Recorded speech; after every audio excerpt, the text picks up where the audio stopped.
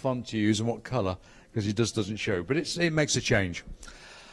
I'm just going to say a little bit, and Erica mentioned it before the break then, about the International Federation of Musicians, FIM, Fédération Internationale des Musiciens. There's some leaflets here, tell you all about it. Now, you can't join this as individuals. This is organisations that join FIM. And there are about 60, 65 countries across the world that have musicians, unions, associations, guilds that belong to FIM, represented on every continent. And we do lots of campaigns. I think I mentioned yesterday the workshops we're doing in Latin America, which are quite exciting, and the ones in Africa are on capacity building. And we get experts to come and talk about health issues, and particularly issues that apply to individual countries where might not apply elsewhere in the world. We've done projects in Asia to try and help them to form their organisations. It's always been quite difficult. We've got a very good, solid member in Japan, and we've got another member in India. India is an incredible market for music, not only just Indian music, the classical Indian music, but there's an amazing film industry in Mumbai. And when I was there, I've been there with Keith. We've done sessions there. And one time I was there, we got a tour around the Bollywood studios, and we were taken to look at it, which was quite an experience. It was fantastic. So that's really an important market. We've got only one member in North Africa, that's Morocco. Again, very interesting to actually talk to them and the way they make music. A lot of European members, of course. We used to have a member in Jamaica, but we've lost touch. I don't know if you ever met Desmond, Erica, but I don't know what's happened. And I think it's maybe he retired, he was an artist, and it just, it needs the person that's running it, and he didn't have an infrastructure. I've got to say, they were a bit laid back in Jamaica, I've got to say, about the whole thing when we did our sessions in Kingston. So, applications come in all the while, yeah.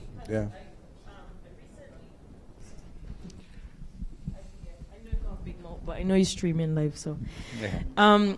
I recently did a short stint in the Middle East, and what I realized is we brought only reggae music to them, but there is a market for really any genre, because there was the Jazz Lincoln Center, which is linked directly to the American counterpart or whatever. Yeah. So it's interesting to hear you say the amount of, the different markets you're trying to tap into, because I think being there, I would not have known that they're people that are accustomed to listening to Arabic music, they're into other genres as well. I mean, I guess I was kind of ignorant on my part, but when you don't know, you don't know.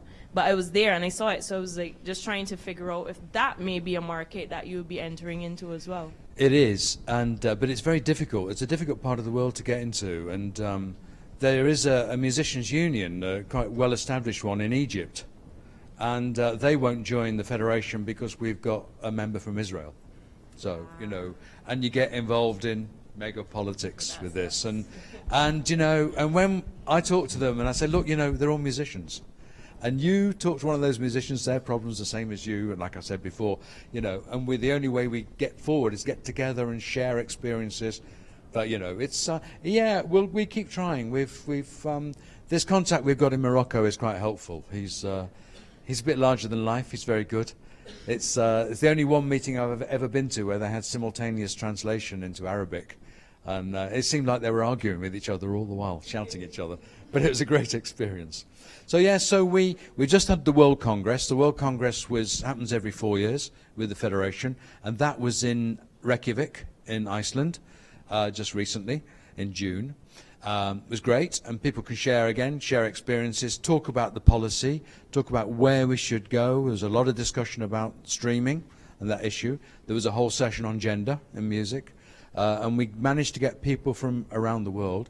We had a session on health and well-being for musicians.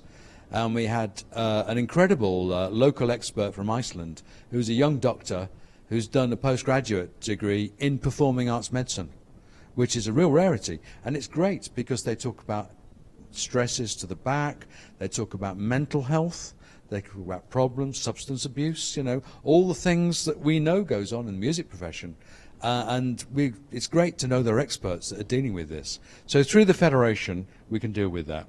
So there's some leaflets here to actually look at it. And I know that Eric has met the General Secretary of FIM, who's French, Benoit Marchuel. He's based in Paris and travels around an awful lot. And I go to a lot of places with him.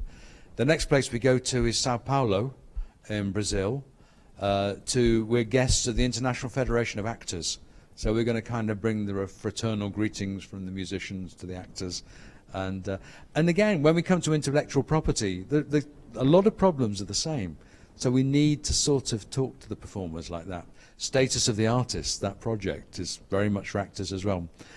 So look, I'll leave these leaflets here.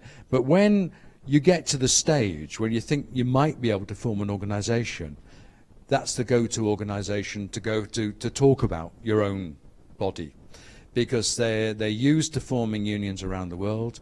They've helped an awful lot. I was involved when we formed one in Namibia, in the south of Africa, southwest Africa. We can advise, we can provide material, we can provide advice, of course, and sort of the wherewithal to do this. And I think what we do is give the confidence, you know, that other people have done this. And, you know, there's no reason why you shouldn't if they did it, that kind of advice. So that's FIM, and I'm really pleased to be associated with that. So let's go on then. So some of this is going to be slightly repetitive, but it's going to be in more detail about what the benefits of the BMU, the British Musicians Union, are to members. So, essential stuff. Been through this already. Pay bargaining, legal advice, contract advice, copyright advice, insurances, and health and safety. We've got people that are trained in health and safety. They're accredited with health and safety, government sort of accreditation, to go into venues, look at the lighting, look at the sound rig, and make sure that it's all safe, make sure the temperatures are right, make sure everything is working for the musicians. Essential services, campaigning and lobbying. So I'll come on to the political lobbying a little bit. But high-profile campaigns. This campaign I mentioned yesterday, this work not play, where musicians complained about, been put upon, been, you know, almost blackmailed into working for free because it was a good cause, it was a good organisation, and, you know, they shouldn't charge a fee, even though everybody else is getting paid. And it was kind of respect for the profession of musician. That's been a great campaign that we've had. Well, we've had other ones. We have campaigns, one about new music education at the moment, that we want music education to be more accessible to kids from all backgrounds. We want really good quality tutors. And what we've done is bring the tutors together in certain parts of the country into cooperatives. So they're looking after themselves, they're administering themselves, they're actually self-help groups. And when a parent wants a teacher, they go to the cooperative, rather than, you know, look in the phone book or something. So they get somebody who's got to sort of got accredited. And public awareness campaigns. We've got a public awareness campaign we're just about to start in the UK, and that's about government support for the arts, because there have been lots of cutbacks, and the arts are one of the things they cut straight away. And, you know, this takes away, it's what I was saying, that arts and culture is part of the society. I think it's a duty of governments to support arts and culture, and particularly their local art and culture, their own endemic art and culture. But the UK government and lots of other governments don't see it that way, and they want to rely on philanthropic, of rich people giving money to their certain pet organisations, and this is not good for the business, because we want an infrastructure to grow. So we want public awareness about. People love music, they really love music. They don't understand about the infrastructure of the music industry and how fragile it is and how it needs support. So we bang on about that. And I say bang on, it's a long job. I mentioned this before, we've got to, a lot of the communications to our members is to give them information about what's happening. You'll see in that magazine that's in the pack that there's some really interesting articles about various people, but there's a lot of information up-to-date information about what they need to know to go about their own business as a musician. Training, professional development. This is something that hardly exists for a musician. And interestingly, the top bullet point there I put is stagecraft. Because, you know, it's not just a question of picking up your instrument. You've got to look right on stage. And I'm sure Keith, as a manager, would have experienced a lot of this, when the bands don't think that's part of the thing. It's not going back to the 1940s where they all put on the same jacket and they all had kind of a uniform. But there are certain ways you've got to treat your audience with respect, for a start. Or maybe the Sex Pistols didn't, but, you know, it's a general thing that you have to do. Self-promotion. You've got to be able to learn how to promote your band. You've got to be able to use, these days, social media to promote the band. You've got to be able to get out there. You've got to develop your fan base. Merchandising, we've spoken quite a lot about. Very important these days. Touring, you need to get a touring infrastructure. Usually that's quite difficult for bands to do on their own. So what we do, we point them to directions, then direction of promoters who might promote tours. And they can go as support acts often, and we can actually make the introductions and get them doing that sort of, and doing some quite interesting tours. And public relations, PR, you know, the general stuff, just getting information out there to the fans, doing blogs. People have a thirst for information, even if it seems stupid and puerile. They want to know, you know, so tell them what you have for breakfast, tell them what you're doing next week, where you're going for your holiday. Little things like that. And they're self-evident, but you know, you've got to tell people how to run their careers. So then we give financial advice. We talked about tax a bit as well. We tell musicians they've got to pay their taxes if they're going to be part of society. If they're going to get something back from the government, they've got to put something in. So we talk about how they keep their records. We actually give them classes in that. We have sessions on that, workshops. We talk about how they're going to have to invest, and their investments are mainly in themselves, their equipment, and how they make sure that they've got the best equipment they can get. And access to funding. There is access to funding for bands. There are regional development boards. There are the banks that they can go to. They've got to ask the question. You know, 9 times out of 10 they'll get turned away, but you know, that 1 time out of 10 they might get some funding, which really helps and assists them. And the continuing professional development, I think I mentioned yesterday, when we can actually bring them in and we can talk about how they develop their careers as musicians, how they sustain their careers as musicians. So we've got around the country maybe 1 a week of these sessions going on in various places. We try and repeat them when we've got a winning formula across the country. And people do travel quite a long way to get in there. This is just some of the campaigns we've had. Keep music live, you've got the button. I mean, that's, despite we've been talking about recording, you've got to have live musicians to record. What you don't want to do is have a machine doing it. We're not all that keen on computer-generated music, although it has its place, I have to say. Support My Music Teacher is an interesting one. That was kind of people who they often have one teacher who really inspired them. Somebody that really put them on the right track. And, you know, you've got to recognise that, and they ought to celebrate that, and we've actually tried to do that. Let It Be was the BBC campaign when the government was really attacking the BBC last year. BBC's is the biggest employer of professional musicians in the UK. It has the most incredible cross-section of genres, even though we complain about it bitterly and we argue with them a lot. It gives an unparalleled music service, and we want it to remain that way. Also, they commission new works, lots of new works from composers. It's one of the biggest commissioners of new works in the world. It supports festivals. It actually brings music into the house. We think there's not enough music on television, and we'd rather have it. The radio services of the BBC are pretty good. They've got 3 designated music services. 4 actually, with there's one digital one called Six Music, which has been very successful. So Radio's 1, which is a kind of younger people's one. Radio 2, Keith was mentioning yesterday, very popular across the age groups. Radio 3, which is classical, but it does world music and jazz as well. And Radio 6 Music, which is very quirky. It does everything. And to a really high standard, and music you don't normally listen to. So we joined with the rest of the music industry to try and make sure that we kept the BBC the way it was.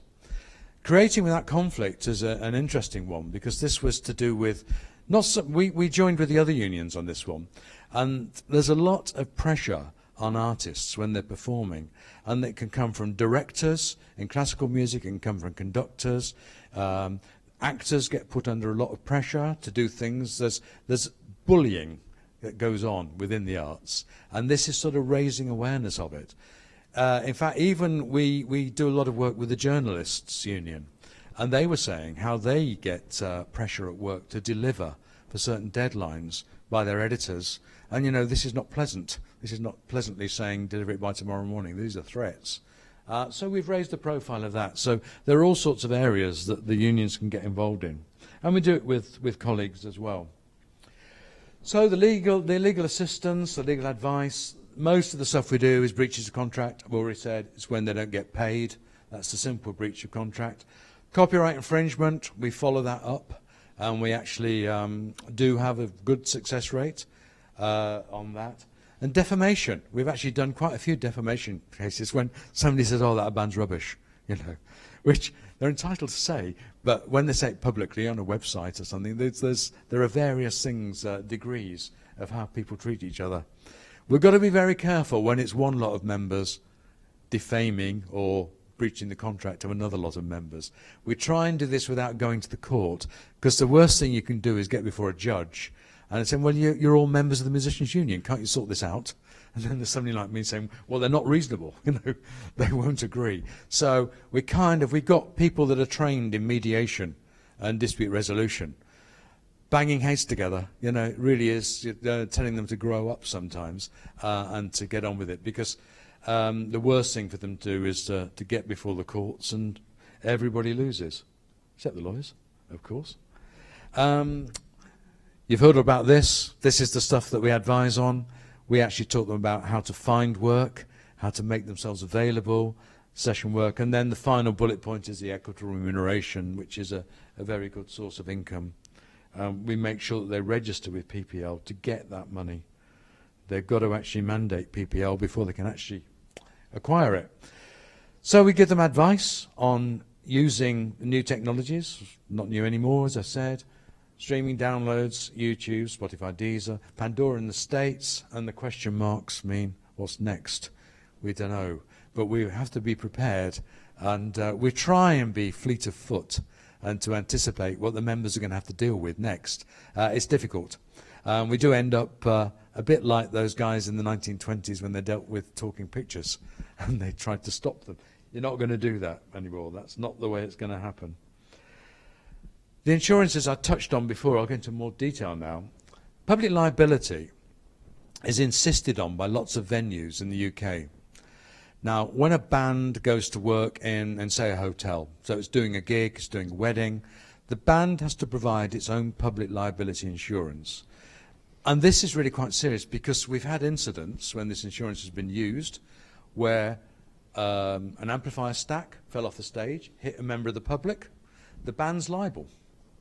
We had another one, a really bizarre one, when the band were working in a big hotel in the centre of London, but they weren't given any changing area. They had gear to put on, and they were told, use this corridor, you know, typical way they treat the bands, you know.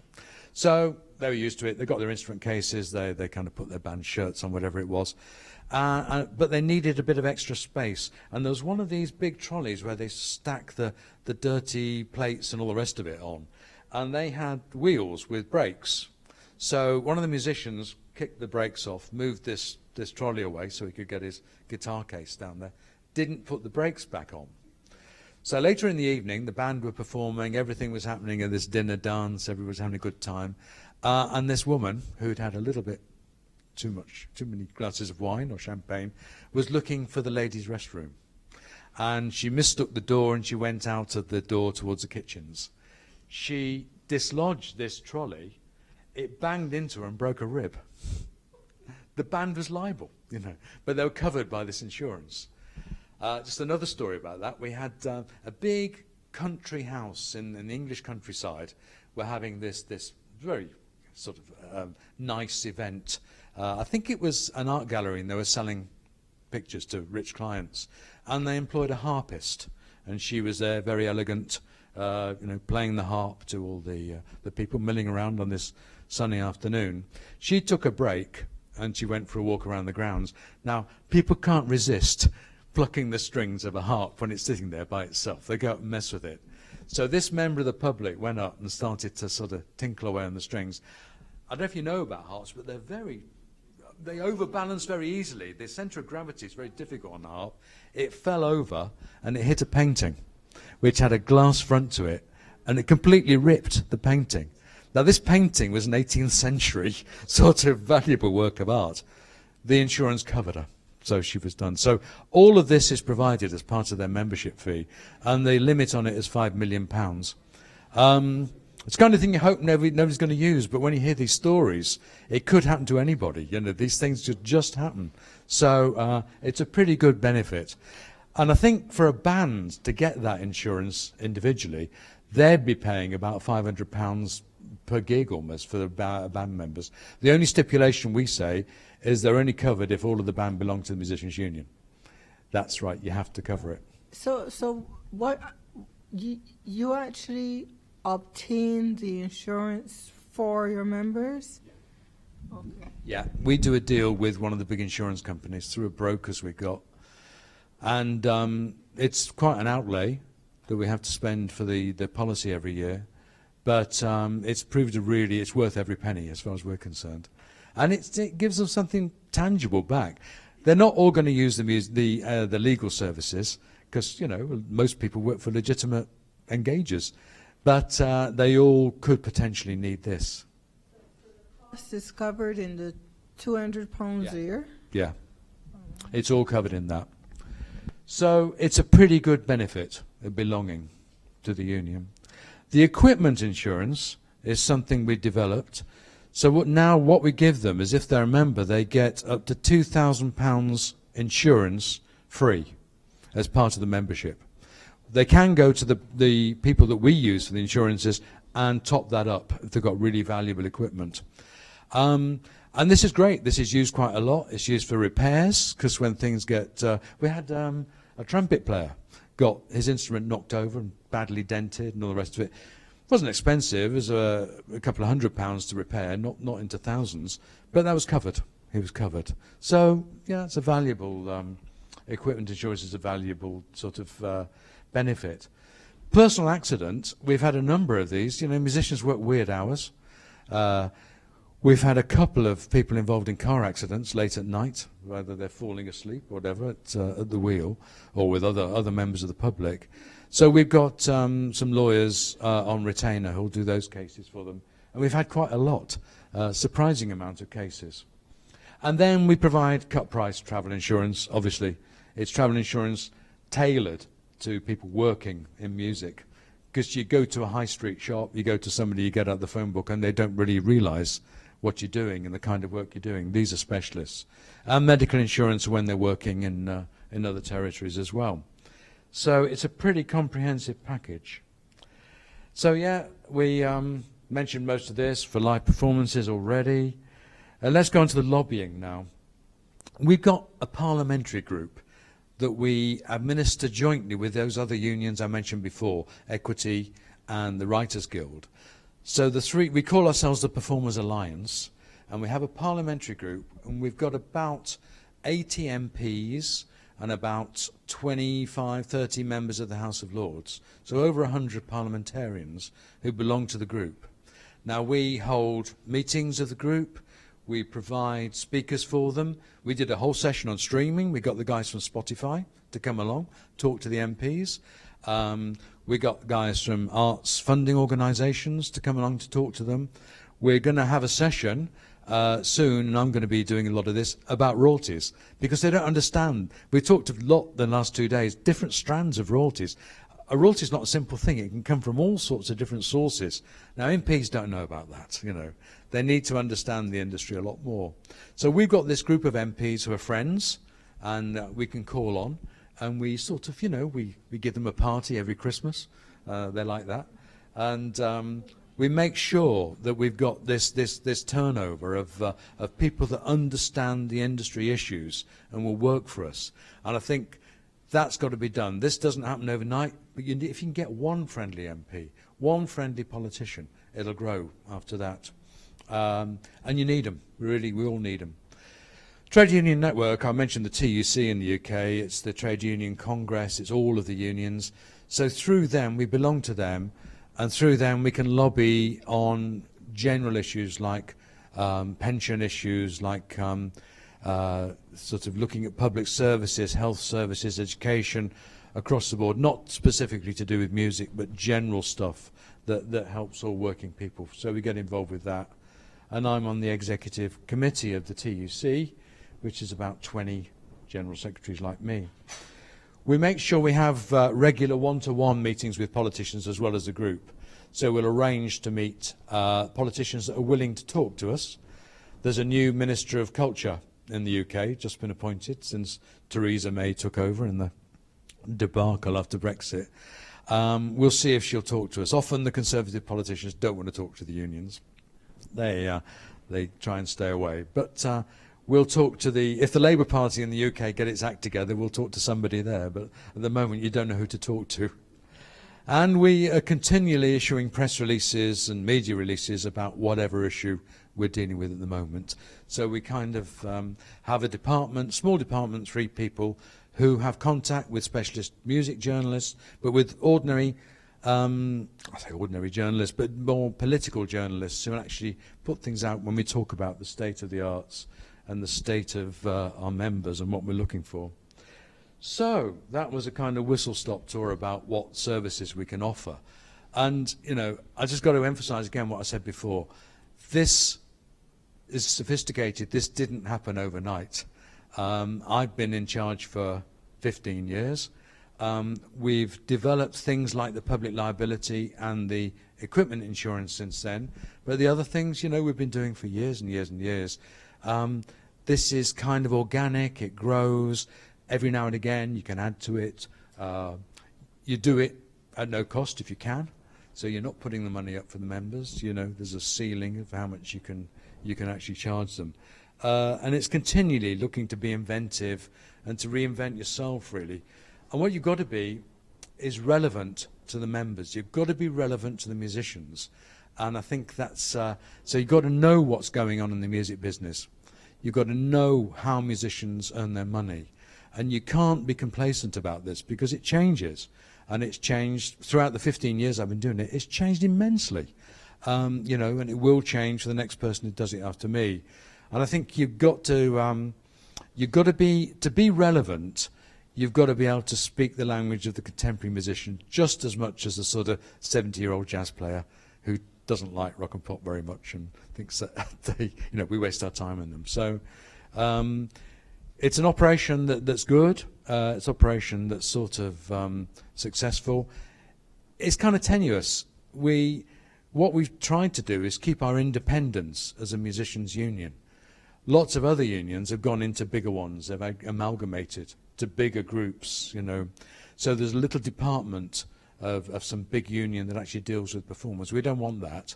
We want our own distinct identity, and we want to be regarded as, it's very old-fashioned to talk about a craft union, but this is a craft. This is a real skill, and we're talking about not just the stars, we're talking about what I call artisan musicians, work-a-day musicians who are jobbing musicians, earn their living, and they need representing. So it's, you know, it's a continual battle, but it's quite fulfilling. I quite enjoy it, and but I'll be handing on next year. I'm going to retire from the British Musicians Union next year. I'll carry on as chair of PPL for a few more years, I hope, and I'll carry on as president of FIM for I've been elected until 2020, so that's a while. So thanks for listening. I don't know if you've got any questions, or I think this is the opportunity to mop up on the whole of the session as well. I'll be in the hands of you, Erica and David, for that. Sorry. I wanted to know, other than the support for teachers, music teachers, and support for the BBC, if you could maybe speak to a few of your priority lobbying areas or areas of concern. Yeah, well, the BBC is kind of done and dusted now because there's been a settlement with the government, so we parked that one. It was a big campaign last year, and it's only just been resolved. The teachers one is a big issue, and that's still going on because music education in the UK, particularly teaching people to perform, to sing or to play instruments, is under great pressure. And it has been for a number of years, and it's not getting any better. So that's something we'll carry on with for a long while. One of the big things we talk to them about is access to finance and making, regarding self-employed musicians as small enterprises. They put things back into the economy and giving them access for their own, I think it was in the Status of the Artist presentation, research and development.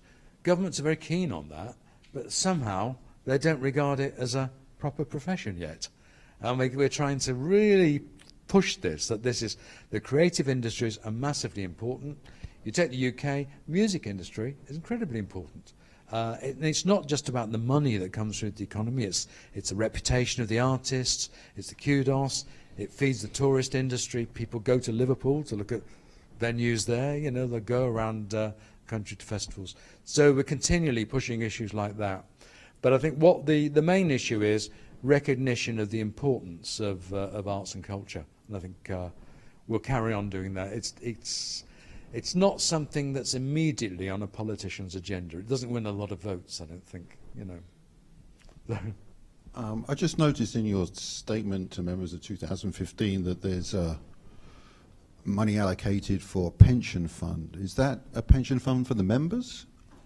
There are two pension funds we've got. One is for the staff, of course, and we have one for the members as well. We've got an agreement with the independent television production companies, with the BBC, with some of the opera houses. We've got 6 opera houses in the UK, have full-time musicians, and they pay in via the union into a fund.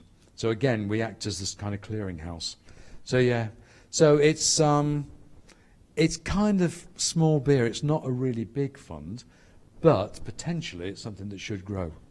Because, you know, I always say that we work very hard at getting people into the business and developing their careers. We're not very good at getting them out of the business and retiring, you know, with dignity. So that kicks in when they become a retirement age? Yeah. And I think they can collect it when they're 65. When they're 65? Yeah. And And they do you can have to carry be a on working. member They get for taxed so on. many years? No, So you you just could have join to have at 60 a pot of money. Yeah. You could join at 60 and... Yeah, you won't have much money in the pot, but yeah. Oh, it builds over the years. Builds over the years, yeah. Proportionally to Yeah. having been there. Yeah. But it's potentially, it's very important, yeah. In the case of Barbadian artists, I find a lot of artists want the opportunity to go outside of Barbados and perform. And you had mentioned before that your union helps with the connection, sending. So how do you do that? We give them advice about touring, about what they should look out for. That's in many ways the easy thing. But we've also, through the Federation, we've got a network of organisations around the world. If they get into trouble, so if there's a British musician working in the States, they can actually get in touch with the AFM if they've got a problem. And this might be a problem. We had, where were they from? We had some European musicians, I think from Hungary, working in Manchester, and they needed a piano tuner. It was all, they got to the venue, the piano was terrible, they wanted to use. And so we provided one, you know, we got somebody. So there's an infrastructure when people are away from home. Also, if things go wrong and somebody gets ill, we can liaise, and we can liaise with their body in their own country to see what we can do about it. And we've done that. So there's a kind of network. So they got to know they're supported wherever they go.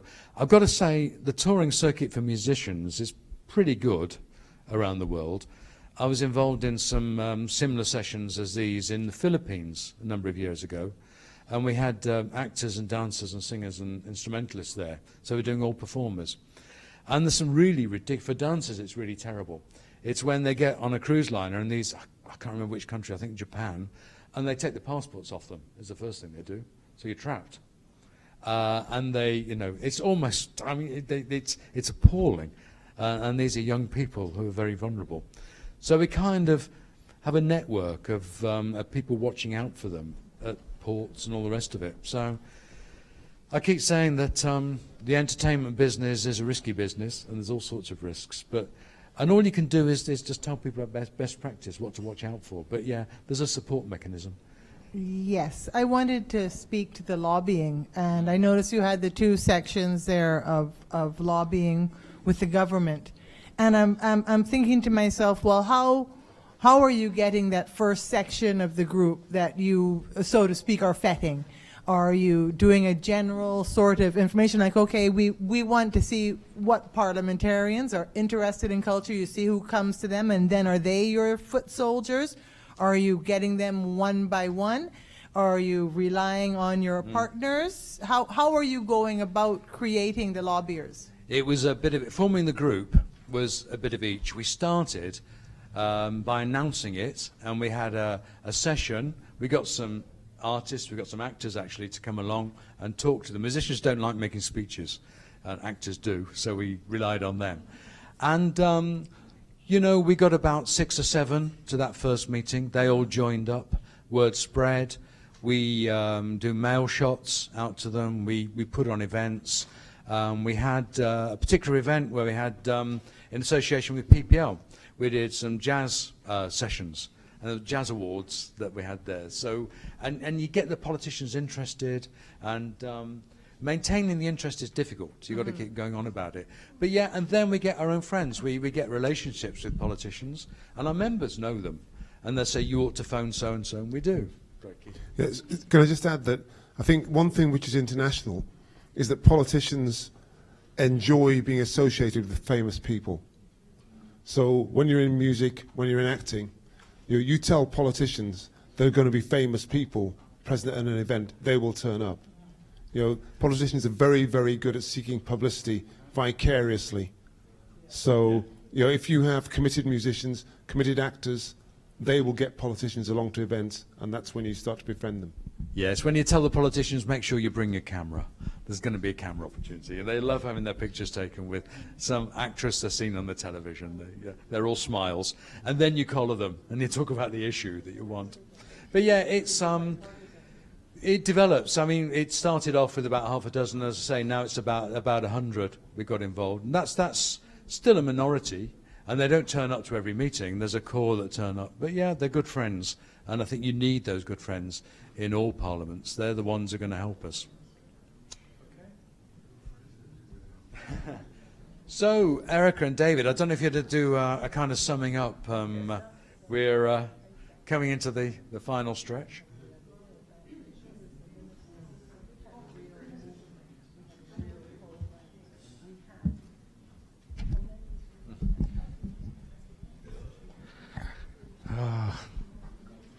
I'm more tired than you guys, so I'm at the back looking at everybody. So, if there are no further questions on any of the thematic areas that have been presented by either Keith or John over the past couple of days, then what I would like to do is to take this opportunity to thank all of you for attending. But there are a couple of things that I want to request of you before we head off. One is I really do need for